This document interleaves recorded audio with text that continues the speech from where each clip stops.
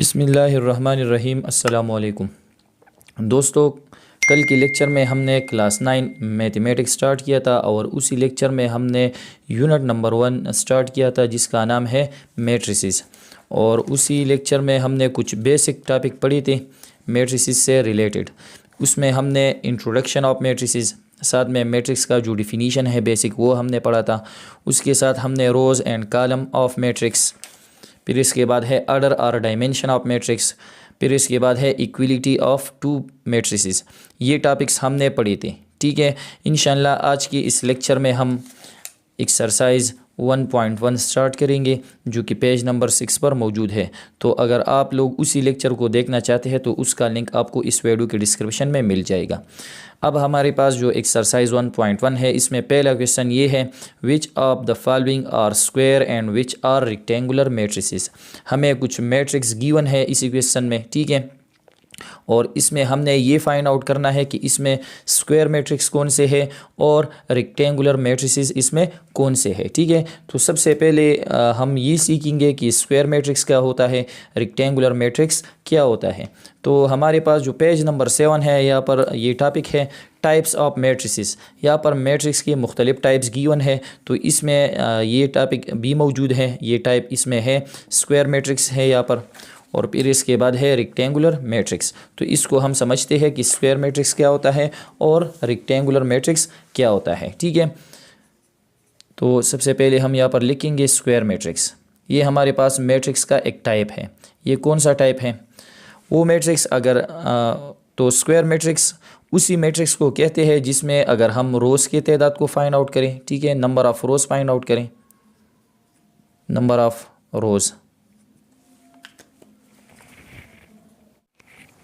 तो सबसे पहले हम स्क्वायर मैट्रिक्स सीखेंगे। ठीक है, कि स्क्वायर मैट्रिक्स हमारे पास कौन सा मैट्रिक्स होता है। तो स्क्वायर मैट्रिक्स जो है ये मैट्रिक्स का एक टाइप है, इसका एक किस्म है जिसमें ये कंडीशन होता है। ठीक है, वो मैट्रिक्स जिसमें number of rows and number of column are equal. मतलब ये है, ये एक ऐसा मैट्रिक्स है जिसमें नंबर ऑफ़ रोज़ और नंबर ऑफ़ कॉलम की तादाद इक्वल होते हैं। ठीक है, फॉर एग्ज़ाम्पल यहाँ पर मैं एक मैट्रिक्स ले रहा हूँ और इसको मैं डिनोट कर रहा हूँ ए से। ठीक है, अब इसमें मैं एलिमेंट ले रहा हूँ, फॉर एग्ज़ाम्पल 2 है यहाँ पर है 3, यहाँ पर है 5 और यहाँ पर है फॉर एग्ज़ाम्पल -1। तो ये हमने एक मैट्रिक्स लिया। अब ये जो मैट्रिक्स है इसमें हम number of rows find out करेंगे और नंबर ऑफ़ कॉलम। तो जिस तरह हमने कल वाली लेक्चर में पढ़ा था कि अगर हम एलिमेंट को हॉरिज़ॉन्टली देखेंगे, ठीक है, इसी तरह तो ये हमारे पास होते हैं नंबर ऑफ़ रोज़, और अगर हम एलिमेंट को वर्टिकली देखेंगे तो ये कहलाते हैं कॉलम। तो इसमें हम देखेंगे इसमें कितनी रो है। ये हमारे पास पहला रो है जिसमें 2 और 3 है, और ये इसका दूसरा रो है। तो इसका मतलब ये हुआ कि इसमें नंबर ऑफ़ रोज़ कितने हैं, रोज़ की तादाद कितना है, वो है 2, और साथ में नंबर ऑफ़ कॉलम।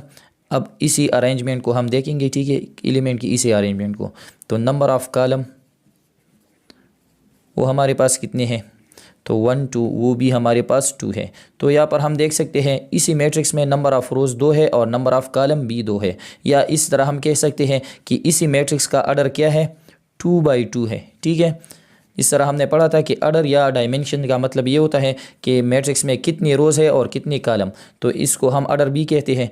ऑर्डर हम किस तरह डिनोट करते हैं, सबसे पहले हम रो की तादाद लिखेंगे। तो ये 2 मतलब है कि इसमें 2 रो है। ठीक है, सबसे पहले हम रो लिखेंगे। 2/2 का मतलब है कि इसमें 2 रो है और 2 कॉलम है। तो इसमें नंबर ऑफ़ रोज़ और नंबर ऑफ़ कॉलम की तादाद इक्वल है। तो इसका मतलब ये होगा कि ये हमारे पास कौन सा मैट्रिक्स है, स्क्वायर मैट्रिक्स।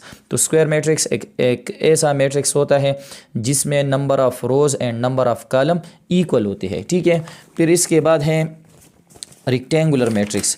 तो रेक्टेंगुलर मैट्रिक्स जो है वो एक ऐसा मैट्रिक्स होता है जिसमें number of rows and number of column की तादाद जो है वो इक्वल नहीं होती। ठीक है, रेक्टेंगुलर मैट्रिक्स का मतलब है कि number of rows not equal to number of column. मतलब एक ऐसा मैट्रिक्स जिसमें नंबर ऑफ़ रोज़ और नंबर ऑफ़ कॉलम की तादाद अगर हम फाइंड आउट करें और वो इक्वल न हो तो वो हमारे पास फिर कौन सा मैट्रिक्स होगा, वो हमारे पास होगा रेक्टेंगुलर मैट्रिक्स। फॉर एग्जांपल यहाँ पर मैं लिख रहा हूँ, ये हमारे पास एक मैट्रिक्स है जिसको हमने डिनोट किया है ए से।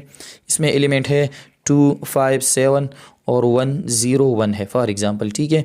तो इसमें हम देख सकते हैं इसमें रो कितने हैं, ये हमारे पास पहला रो है, इसमें ये दूसरा रो है। तो इसमें रोज़ कितने हैं, 2 रो है। इसमें कॉलम कितने हैं, 1, 2, 3, इसमें 3 कॉलम है, ठीक है। या हम कह सकते हैं कि इसी मैट्रिक्स का ऑर्डर क्या है, 2/3। तो इसमें रोज़ और कॉलम की तादाद डिफरेंट है, तो ये हमारे पास होता है रेक्टेंगुलर मैट्रिक्स। तो अब हमारे पास जो क्वेश्चन नंबर 1 है ये भी इसी तरह है कि हमें कुछ मैट्रिक्स गिवन है और इसमें हमने ये ढूंढना है कि इसमें स्क्वायर मैट्रिक्स कौन से है और रेक्टेंगुलर मैट्रिक्स इसमें कौन से है। अब ये है हमारे पास है क्वेश्चन नंबर 1 जिसमें हम स्क्वायर मैट्रिक्स और रेक्टेंगुलर मैट्रिक्स देखेंगे। तो इसमें पार्ट 1 क्या है, ए मैट्रिक्स है, इसमें ये एलिमेंट्स मौजूद है 2, 3, 0, 5, ठीक है। तो अब हम ये देखेंगे कि ये स्क्वायर मैट्रिक्स है या रेक्टेंगुलर मैट्रिक्स। तो स्क्वायर मैट्रिक्स जिस तरह अभी हमने पढ़ा कि वो एक ऐसा मैट्रिक्स होता है जिसमें नंबर ऑफ़ रोज़ और नंबर ऑफ़ कॉलम की तादाद सेम होती है, ठीक है। तो सिंपली हम इस मैट्रिक्स से नंबर ऑफ़ रोज़ की तादाद फाइंड आउट करेंगे, ठीक है, कि इसमें कितने रोज़ हैं, नंबर ऑफ़ रोज़ कितने हैं। तो हम एलिमेंट को हॉरिज़ॉन्टली अरेंजमेंट में देखेंगे कि इसमें कितने रोज़ बनते हैं, ठीक है। तो ये हमारे पास पहला रो है, इसमें 2 एलिमेंट्स है, ये इसका दूसरा रो है, ठीक है। तो कितनी रोज़ है, फर्स्ट सेकंड, तो इसमें 2 रोज़ है, ठीक है। और इसके साथ कॉलम भी देखेंगे। अब हम एलिमेंट को इसी तरतीब से देखेंगे, वर्टिकली देखेंगे, ठीक है। तो ये हमारे पास है फर्स्ट कॉलम और ये हमारे पास क्या है, सेकंड कॉलम। तो इसमें जो है नंबर ऑफ़ कॉलम कितने हैं, वो भी हमारे पास 2 है, 2 रोज़ है और 2 कॉलम है। तो इससे हमें ये पता चला कि इसमें नंबर ऑफ़ रोज़ और नंबर ऑफ़ कॉलम दोनों सेम है। तो ये कौन सा मैट्रिक्स है, ये हमारे पास है स्क्वायर मैट्रिक्स। लेकिन अगर इसके साथ हम ये लिख के कि इसका ऑर्डर क्या है, ये बहुत अच्छा रहेगा अगर हम इसके साथ ऑर्डर भी लिख के, इसका ऑर्डर क्या है, ऑर्डर बन गया इसका 2/2। तो इससे हमें ये पता चलेगा कि इसका जो रोज़ है इसमें रोज़ कितने हैं। तो ऑर्डर से हमें ये पता चलता है कि इसमें रोज़ 2 है और कॉलम भी हमारे पास 2 है। तो इसका मतलब ये हुआ, so A is a square matrix. ये हमारे पास जो ए है ये मैट्रिक्स, ये कौन सा मैट्रिक्स है, ये स्क्वायर मैट्रिक्स है, ठीक है। अब इसका है पार्ट बी। तो पार्ट 2 में एक मैट्रिक्स है जिसका नाम है बी, जिसको डिनोट किया है बी से। तो इसको हम चेक करेंगे कि ये स्क्वायर मैट्रिक्स है या रेक्टेंगुलर। तो सबसे पहले नंबर ऑफ़ रोज़ और नंबर ऑफ़ कॉलम हम फाइंड आउट करेंगे। तो इसमें रोज़ कितने हैं, ये इसमें पहला रो है, ये इसमें दूसरा रो है, तो इसमें 2 रोज़ है, ठीक है। साथ में कॉलम की तादाद भी हम चेक करेंगे कि इसमें कॉलम कितने हैं, ठीक है, नंबर ऑफ़ कॉलम्स। तो इसी तरतीब से हम एलिमेंट को अभी देखेंगे। तो ये इसमें पहला कॉलम है, ये दूसरा कॉलम है, ये तीसरा। तो इसमें कितने कॉलम है, 3 कॉलम है। तो साथ में इसका ऑर्डर हम लिखेंगे कि इसका ऑर्डर क्या बन गया। तो ऑर्डर इसका बन गया 2/3। मतलब ये है कि इसमें 2 रोज़ है और 3 कॉलम है। नंबर ऑफ़ रोज़ और नंबर ऑफ़ कॉलम की तादाद डिफरेंट है। तो ये कौन सा मैट्रिक्स बन गया, ये हमारे पास बन गया rectangular matrix. So matrix B is rectangular matrix. हमारे पास ये जो मैट्रिक्स बी है ये कौन सा मैट्रिक्स है, ये रेक्टेंगुलर मैट्रिक्स है, ठीक है। फिर है पार्ट 3। पार्ट 3 में एक मैट्रिक्स है जिसका नाम है सी। तो ये हम चेक करेंगे कि स्क्वायर मैट्रिक्स है या रेक्टेंगुलर मैट्रिक्स है। तो सिंपली हम number of rows find out करेंगे और नंबर ऑफ़ कॉलम। तो इसमें कितने रोज़ हैं, फर्स्ट रो है, सेकंड, थर्ड, इसमें 3 रोज़ हैं, ठीक है। साथ में हम चेक करेंगे नंबर ऑफ़ कॉलम्स इसमें कितने हैं, 1, 2, 3, 3 कॉलम है इसमें, ठीक है। तो इसका ऑर्डर क्या बन गया, ऑर्डर इसका बन गया 3/3। मतलब ये है कि 3 रोज़ है और 3 कॉलम है। तो नंबर ऑफ़ रोज़ और नंबर ऑफ़ कॉलम सेम है। तो इसका मतलब ये हुआ कि ये कौन सा मैट्रिक्स है, ये जो है स्क्वायर मैट्रिक्स है। So matrix C is square matrix. बहुत सिंपल क्वेश्चन है, इसी तरह आप लोगों ने इसको सॉल्व कर देना है, ठीक है। फिर है पार्ट 4 में एक मैट्रिक्स है जिसका नाम है बी, ठीक है। तो इसमें सिर्फ एक एलिमेंट है। अगर हम इसको इसी तरतीब से देखें हॉरिजॉन्टली ये एक एलिमेंट है, या अगर हम इसको वर्टिकली देखें तो बी जो है हमें एक एलिमेंट मिलता है, ठीक है। तो मतलब ये है कि इसमें नंबर ऑफ़ रोज़ कितने हैं। अगर हम इसी तरह देखें तो एक एलिमेंट है, सिर्फ एक रो है इसमें। नंबर ऑफ़ कॉलम कितने हैं, नंबर ऑफ़ कॉलम मतलब अब हम इसे को इसी तरतीब से देखेंगे तो बी इसमें एक कॉलम है, ठीक है। तो मतलब यह है कि इसका ऑर्डर क्या है, ऑर्डर इसका है 1 बाई 1। नंबर ऑफ़ रोज़ और नंबर ऑफ़ कॉलम सेम है, तो मतलब ये है कि so matrix B is square matrix. ये हमारे पास कौन सा मैट्रिक्स है, स्क्वायर मैट्रिक्स है, ठीक है। फिर इसके बाद है 5 नंबर क्वेश्चन। इसमें एक मैट्रिक्स है जिसका नाम है ई। तो ये हम चेक करेंगे कौन सा मैट्रिक्स है। तो इसमें कितने रोज़ है, इसमें सिर्फ एक रो है। कॉलम कितने हैं, दो कॉलम है, इसमें एक रो है और दो कॉलम है। तो इसका ऑर्डर है 1 बाई 2। तो ये हमारे पास बन गया रेक्टेंगुलर मैट्रिक्स, क्योंकि नंबर ऑफ़ रोज़ और नंबर ऑफ़ कॉलम डिफरेंट है, ठीक है। फिर पार्ट 6 में एक मैट्रिक्स है, इसका नाम है ई। इसमें हम नंबर ऑफ़ रोज़ चेक करेंगे। तो इसमें रोज़ कितने हैं, हॉरिजॉन्टली हम चेक करेंगे, ठीक है। तो इसमें ये पहला रो है, ये दूसरा, दो रोज़ है। इसमें कॉलम कितने हैं, एक कॉलम है। तो इसका ऑर्डर क्या बन गया, 2 बाई 1। तो इसमें नंबर ऑफ़ रोज़ और नंबर ऑफ़ कॉलम के तादाद डिफरेंट है। तो ये हमारे पास बन गया रेक्टेंगुलर मैट्रिक्स, ठीक है। अब हमारे पास ये है क्वेश्चन नंबर 2, जिसमें क्या पूछा है, list the order of the following matrices. हमें कुछ मैट्रिक्स गिवन है इसमें, और इसमें हमने इसी मैट्रिक्स का ऑर्डर जो है वो फाइंड आउट करना है, ठीक है। तो जिस तरह हमने कल वाले लेक्चर में पढ़ा था ऑर्डर या डायमेंशन, ठीक है, कि इसमें हम उसी मैट्रिक्स में नंबर ऑफ़ रोज़ और नंबर ऑफ़ कॉलम की तादाद को फाइंड आउट करेंगे। तो ये हमारे पास बन जाता है इसका ऑर्डर, ठीक है। तो ऑर्डर या डायमेंशन को फाइंड आउट करने के लिए हम नंबर ऑफ़ रोज़ और नंबर ऑफ़ कॉलम की तादाद फाइंड आउट करेंगे, ठीक है। तो सबसे पहले हम number of rows find out करेंगे। तो इसमें रोज़ कितने हैं, तो 1 2, इसमें 2 रोज़ हैं, ठीक है। साथ में number of column B find out करेंगे, ठीक है। तो इसमें कॉलम कितने हैं, 1 2 3, इसमें 3 कॉलम है, ठीक है। रोज़ इसमें 2 है और कॉलम इसमें 3 है। तो इसका ऑर्डर क्या बन गया, ऑर्डर ऑफ, ये कौन सा मैट्रिक्स है, इसका नाम है ए। तो order of matrix A equal to, ठीक है। तो इसमें हम पहले रो लिखेंगे, रो कितने हैं 2, फिर लिखेंगे बाई, और कॉलम कितने हैं 3। तो इसका ऑर्डर बन गया 2 बाई 3। अब इसका है पार्ट नंबर 2। तो पार्ट नंबर 2 में हमारे पास एक मैट्रिक्स है जिसका नाम है बी। तो इसका अब हम जो है ऑर्डर फाइंड आउट करेंगे या डायमेंशन। तो नंबर ऑफ़ रोज़, इसमें रोज़ की तादाद फाइंड आउट करेंगे। तो इसमें कितने रो है, इसमें सिर्फ एक रो है, ठीक है। इसी तरह अगर हम देखेंगे कि तो सिर्फ एक एलिमेंट है, तो इसमें एक रो है। नंबर ऑफ़ कॉलम, कॉलम कितने हैं, इसमें सिर्फ एक कॉलम है, ठीक है। तो ऑर्डर, या इसकी जगह ऑर्डर की जगह हम डायमेंशन भी लिख सकते हैं। ऑर्डर ऑफ मैट्रिक्स बी, ये इसका ऑर्डर क्या है, 1 बाई 1। मतलब ये है कि इसमें एक रो है और एक कॉलम है, ठीक है। यहाँ पर है पार्ट 3, सी मैट्रिक्स है। सबसे पहले हम number of rows find out करेंगे कि इसमें रोज़ कितने हैं।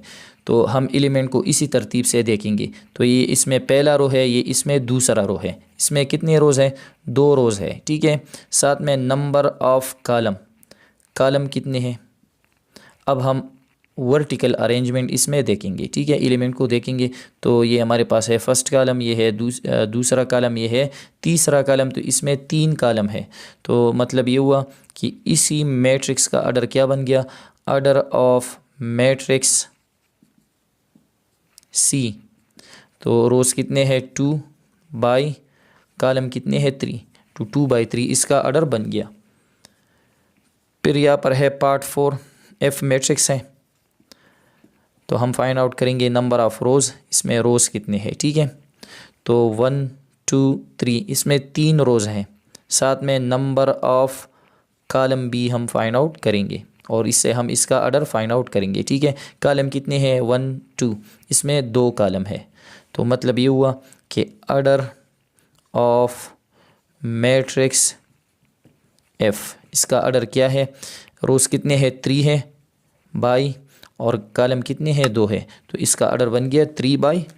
ठीक है, फिर इसमें है क्वेश्चन नंबर 2 में और 2 पार्ट्स भी है। ठीक है, यहाँ पर है हमारे पास पार्ट नंबर 5 ई मैट्रिक्स है। ठीक है, तो इसका ऑर्डर क्या है, इसमें सिर्फ एक रो है और 2 कॉलम है, तो इसका ऑर्डर है 1/2। तो आपने इसी तरह इसको सॉल्व कर देना है। ठीक है, पार्ट नंबर 6 में डी मैट्रिक्स है, इसमें रोज़ कितने हैं 1 2 3 रोज़ हैं, कॉलम कितने हैं 1 2 3 रोज़ है और 3 कॉलम है, मतलब इसका ऑर्डर बन गया 3/3। तो क्वेश्चन नंबर 2 में हमने इसी मैट्रिक्स के का जो ऑर्डर्स है वो हमने फाइंड आउट किए। अब हम आते हैं क्वेश्चन नंबर 3 की तरफ। अब हमारे पास है क्वेश्चन नंबर 3, इसमें एक मैट्रिक्स गिवन है, ए मैट्रिक्स है, इसमें एलिमेंट क्या है, कौन से एलिमेंट है इसमें। ठीक है, तो इसमें जो पहला रो है इसमें एलिमेंट्स है 3 2 -4, सेकंड रो में कौन से एलिमेंट है -2 5 0, थर्ड रो में है 2 1 5, और इसके साथ जो फोर्थ रो है इसमें है -3 4 6। ठीक है, ये हमारे पास ये मैट्रिक्स ए है। फिर क्या है, गिव द फॉलोइंग एलिमेंट्स। अब हमने ये एलिमेंट्स फाइंड आउट करने हैं, तो पहले इसको हम देखेंगे कि इसका मतलब क्या है। ठीक है, तो सबसे पहले यहाँ पर मैं एक एग्ज़ाम्पल ले रहा हूँ और आपको इसी से समझाता हूँ। फॉर एग्ज़ाम्पल हमने एक मैट्रिक्स लिया ए और इसमें एलिमेंट है हमारे पास फॉर एग्ज़ाम्पल 5 है, 3 है, 1 है, और साथ में जो दूसरा रो है इसमें एलिमेंट है 2 -1 0। ये हमने इसमें एलिमेंट्स लिए। ठीक है, अब यहाँ पर हम देख सकते हैं इसी मैट्रिक्स में अगर हम देखें तो इसमें 2 रोज़ हैं, ये इसमें पहला रो है, पहले रो में 3 एलिमेंट है, और ये इसका दूसरा रो है, इसमें जो है अभी 3 एलिमेंट्स मौजूद है। ठीक है, तो इसमें टोटल कितने एलिमेंट है, टोटल इसमें 6 एलिमेंट है। ठीक है, टोटल एलिमेंट कितने हैं 6 एलिमेंट्स हैं। तो इन तमाम एलिमेंट को अगर हम डिनोट करते हैं तो इसको हम ज़्यादातर एक वेरिएबल से डिनोट करते हैं, स्मॉल ए से। ठीक है, स्मॉल ए का मतलब ये एलिमेंट बी होता है, ये बी होता है, या 1 या 2 -1 0।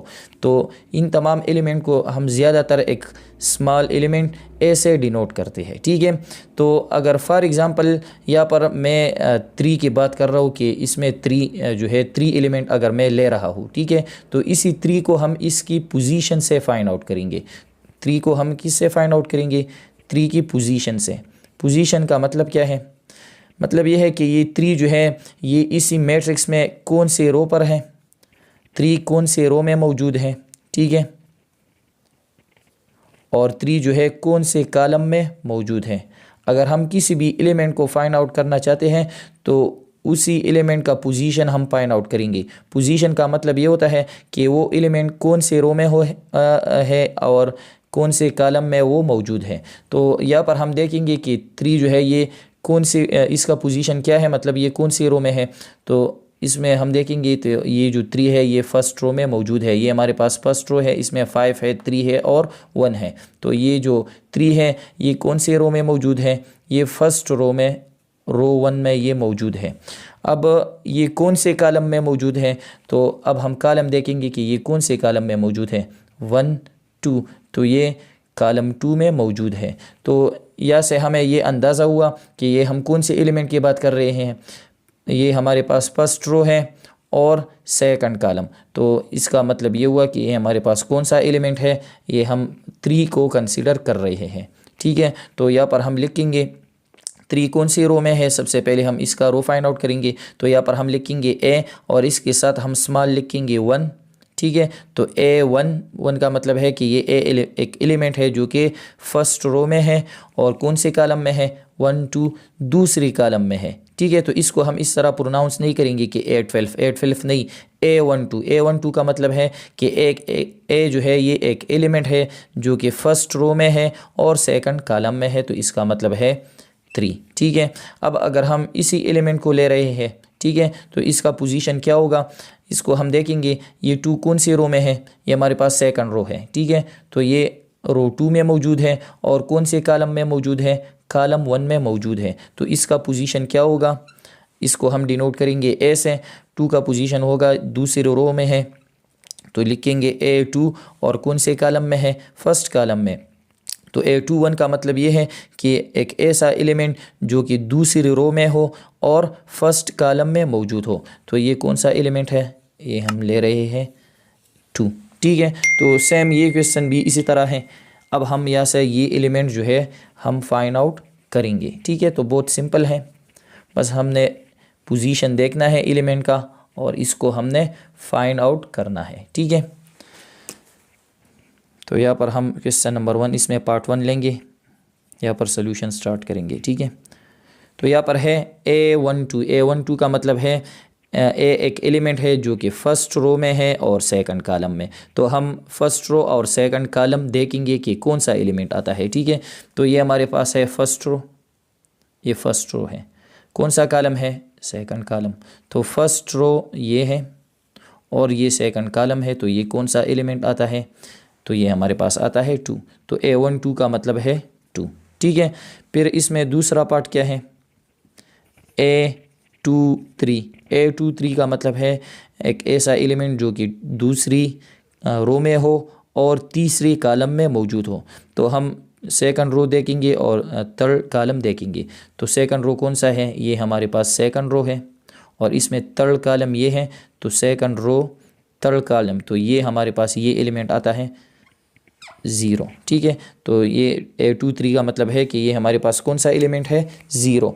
फिर इसके बाद है पार्ट 3, इसमें क्या है, A32 मतलब वो एलिमेंट हम ले रहे हैं जो कि थर्ड रो में हो और सेकंड कॉलम में। तो हम पहले थर्ड रो में देखेंगे इसको। ठीक है, और फिर सेकंड कॉलम में। तो ये हमारे पास है थर्ड रो और कौन सा कॉलम है, सेकंड कॉलम। ठीक है, ये थर्ड रो है, सेकंड कॉलम, तो कौन सा एलिमेंट आता है, क्योंकि ये हमारे पास ये मुकम्मल रो है और इसमें सेकंड कॉलम ये है, तो ये एलिमेंट आता है जो कि थर्ड रो में है और सेकंड कॉलम में है।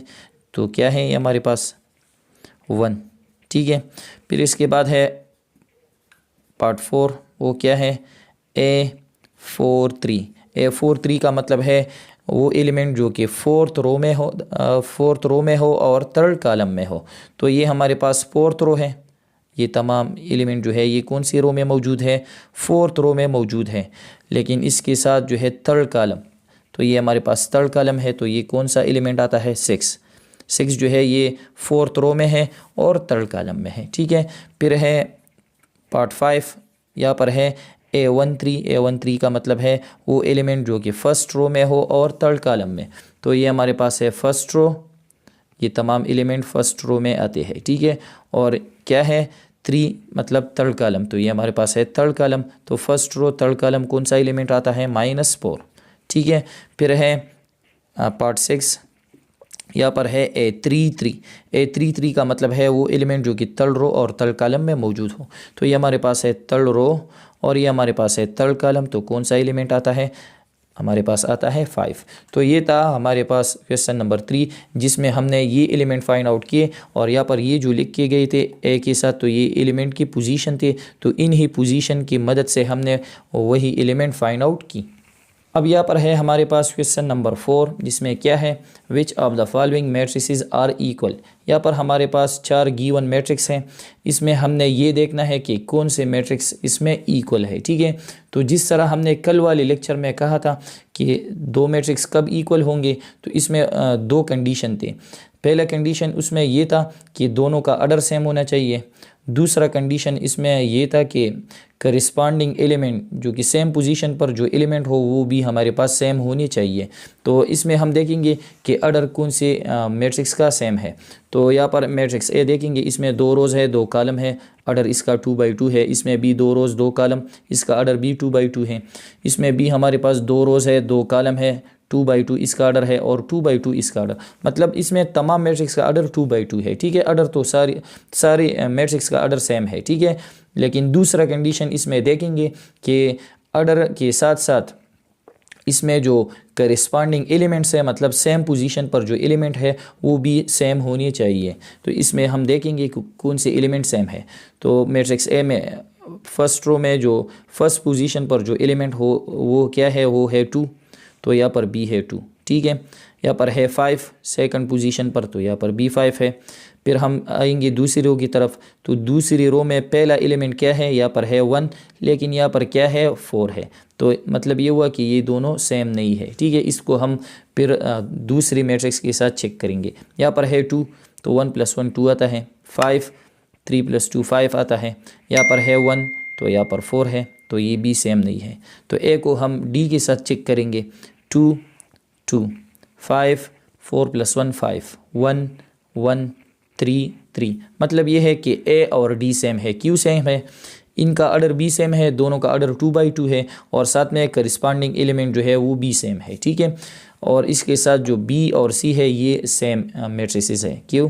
क्योंकि यहाँ पर है 2, दोनों का ऑर्डर जो है वो सेम है मैट्रिक्स, और साथ में जो एलिमेंट्स है, ठीक है, करिस्पॉन्डिंग एलिमेंट वो भी सेम है। 2 1 + 1 2 5 5 4 4 3 2 + 1 3, ठीक है। तो यहाँ पर हम सोल्यूशन में यही लिखेंगे कि A and D are equal matrices. A और डी हमारे पास कौन सी मैट्रिसेस हैं? ये इक्वल है। क्यों इक्वल है? बिकॉज इसके साथ हम ये लिखेंगे, पहला इसमें क्या है, देयर ऑर्डर और सेम, इसके ऑर्डर सेम है। दूसरा इसमें क्या है, एलिमेंट्स इन करिस्पॉन्डिंग पोजीशन और सेम। इसमें ये 2 पॉइंट्स मौजूद है कि इसका ऑर्डर सेम है, और दूसरा पॉइंट इसमें ये है कि करिस्पॉन्डिंग पोजीशन पर जो एलिमेंट मौजूद है वो भी हमारे पास क्या है, सेम है। तो इसके साथ आप लोगों ने ये भी लिखना है कि B and C are equal matrices. B और सी हमारे पास इक्वल मैट्रिसेस है। क्यों है? बिकॉज इसके साथ भी हमने ये 2 पॉइंट्स लिख लेना है, ठीक है। तो ये था हमारे पास क्वेश्चन नंबर 4, और इसमें हमने ये देखा कि कौन से मैट्रिक्स इसमें इक्वल मैट्रिसेस है, ठीक है।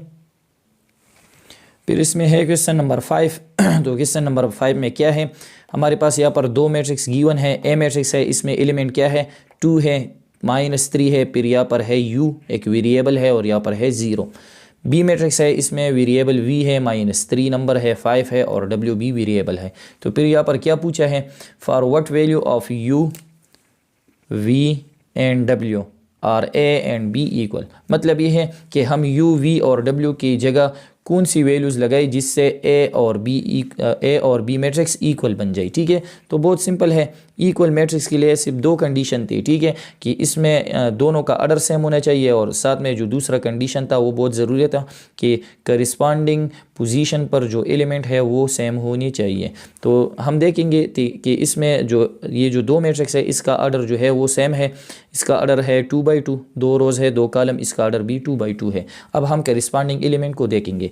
इसमें जो पहली रो में जो फर्स्ट एलिमेंट है यहाँ पर क्या है 2, तो यहाँ पर क्या है v, तो ये v वेरिएबल है, तो यहाँ पर 2 है, तो इसका मतलब ये है कि v की जगह b क्या आना चाहिए, इसकी जगह अगर हम 2 लगाए तो यहाँ पर b2, यहाँ पर b2, तो ये दोनों जो है सेम पोजीशन पर जो एलिमेंट है वो सेम बन जाएंगे। तो इससे v की वैल्यू हम फाइंड आउट कर सकते हैं, ठीक है। तो यहाँ पर है कि u v और w की वैल्यूज़ हमने फाइंड आउट करेंगे, ठीक है। तो यहाँ पर हम लिखेंगे कि फॉर v की जगह अगर हम क्या लगाए, यहाँ पर है 2, तो यहाँ पर भी 2 होना चाहिए, ठीक है। फॉर v = 2, ये तो ऑलरेडी सेम है, -3 फिर यहाँ पर है u, और यहाँ पर क्या है 5, तो मतलब ये है कि इसी u की जगह यहाँ पर 5 है, तो यहाँ पर भी जो है 5 होना चाहिए। तो फॉर v = 2, u = 5, एंड तीसरा इसमें क्या है, यहाँ पर है 0, और यहाँ पर है w, मतलब ये है कि इसी w की जगह हम क्या लगाएंगे 0, ठीक है। इसी w की जगह हम 0 लगाएंगे, ठीक है।